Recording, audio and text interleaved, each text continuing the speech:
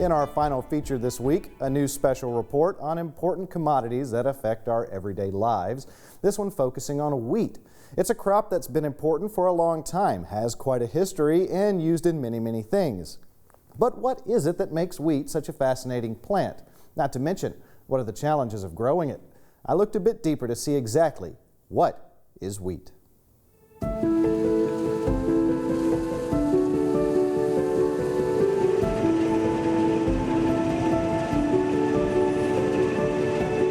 It's one of the most recognizable crops in the world, commonly seen as waves of golden color across vast open fields. Wheat, a staple food for thousands of years and used in many products. But what exactly is this special plant? What exactly is wheat? According to Encyclopedia Britannica, wheat is one of the oldest and most important of the cereal crops. Of the many varieties known, the most important are common wheat used to make bread, durum wheat, used in making pasta, and club wheat, a softer type, also used for baking flours.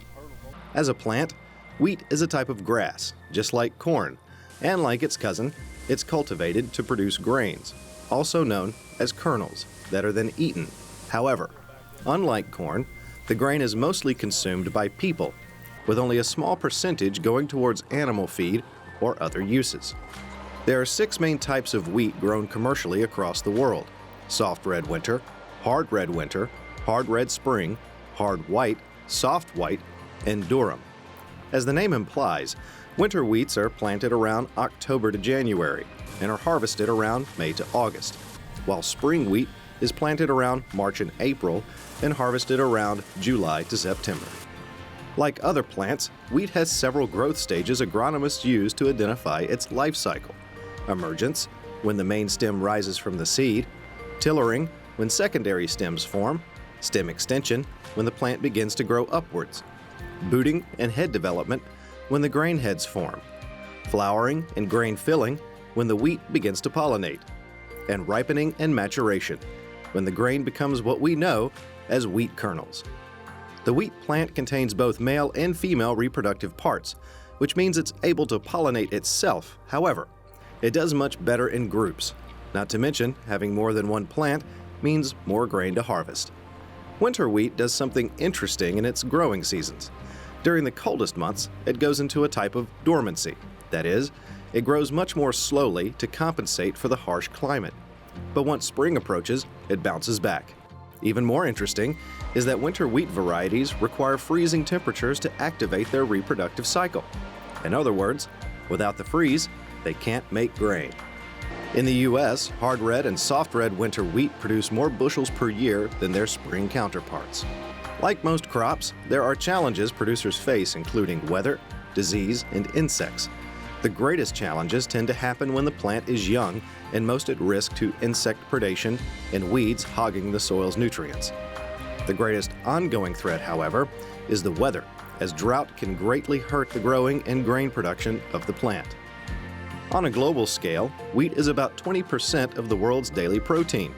The largest exporters are Russia, the U.S., Canada, France, and Ukraine. The largest importers are typically Egypt, Indonesia, Turkey, and the Philippines. China also produces a large quantity of wheat per year. In America, wheat is measured in bushels. Globally, it's measured in tons.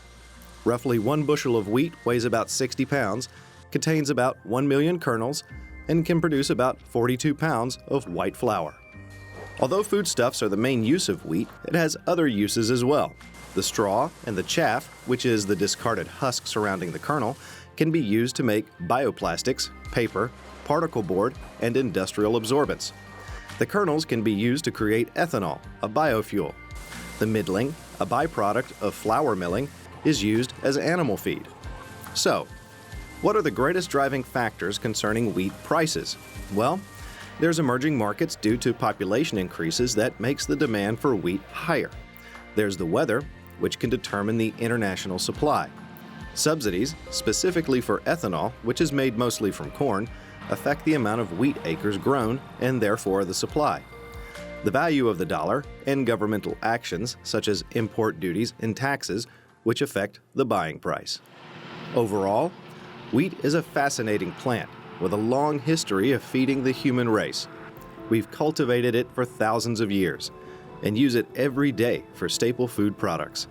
It's been a valuable and dependable commodity, and there's no sign of that slowing down anytime soon.